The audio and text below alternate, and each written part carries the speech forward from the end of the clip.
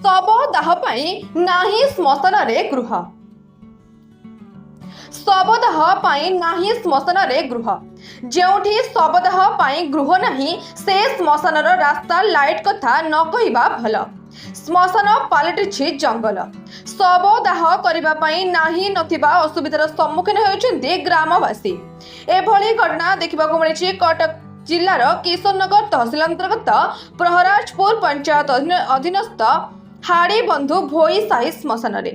सूचना मुताबक प्रहराजपुर पंचायत अधीनस्थ हाड़ी बंधु भोई साही रे 100 रु ऊर्ध्व परिवार बसवास करती। एही साहीर कौनसी व्यक्ति राति रे मृत्यु घटे श्मशान रे गृह नहीं कि श्मशान लाइट नहीं ना रास्ताटीए मध्य नहीं जहा फल रे राति रे शवदाह पाई कौनसी बाइक आनी बाइक लाइट रे शवदाह करा जाए। शवदाह गृह एवं श्मशान रे एक लाइट सह रास्ता करिबा पाई ग्रामवासी दाबी करबा सहित आम श्मशान अंधार रे रहुतिबा बेले पंचायत समिति सभ्यंक घर द्वार मुहरे प्रशासन किभली दुईटी सोलार लाइट देइछि बोली अभियोग करछन्ति।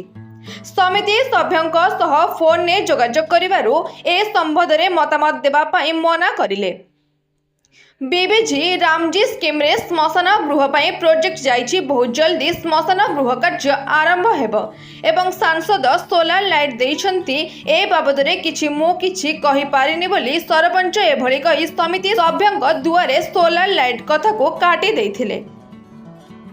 कटक रु जगन्नाथ को रिपोर्ट आरएम न्यूज 8।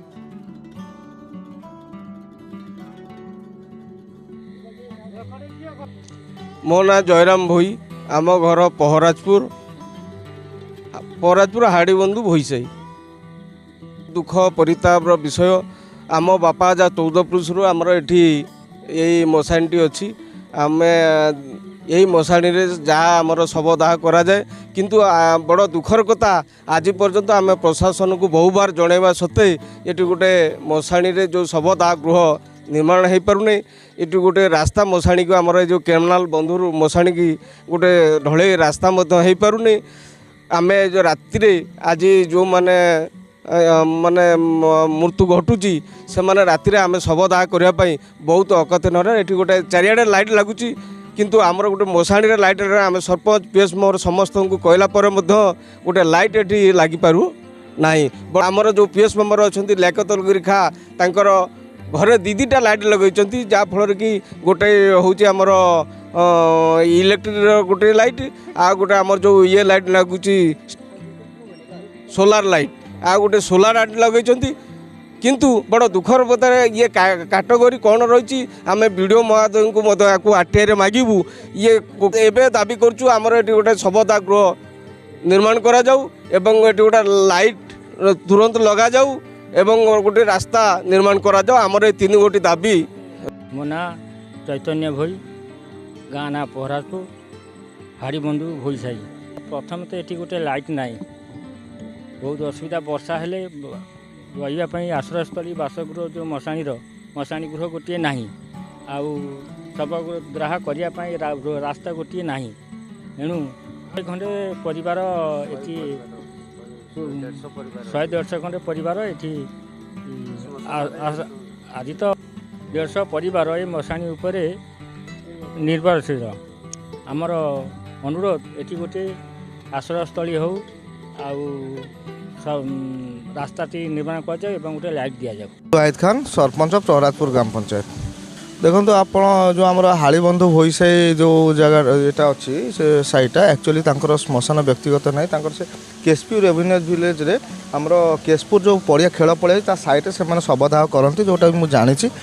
विगत दिन में मु MGNREGS रे मु शवदाह गृह मु प्रोजेक्ट देइथिली किंतु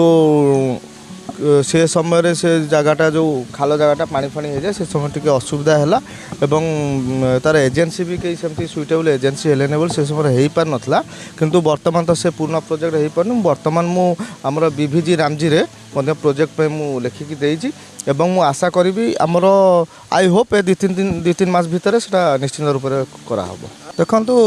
मु ए विषय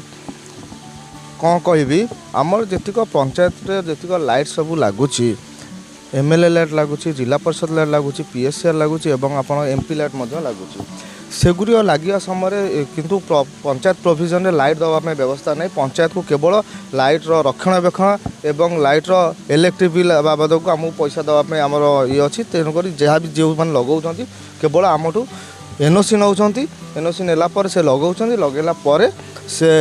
आम इलेक्ट्रिक बिल बहन कर रक्षणाबेक्षण करूँ एवं जो कथा आप कहले जो जगह कथा व्यक्तिगत भाव कहले से जगह एक्चुअली सेठी जो लाइट लगी आई होप एमपी लाइट लगी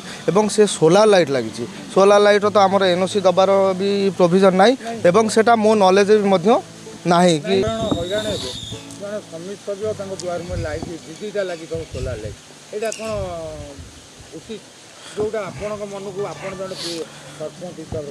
देखंतु ये विषय मु कौन कहबी ए विषय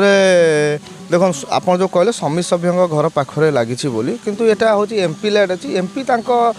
हिसाब से बुझी सुझी देइथिबे से प्रोजेक्ट देइथिबे आ एमपी को ऊपर मु कौन किछ कहि परिबी।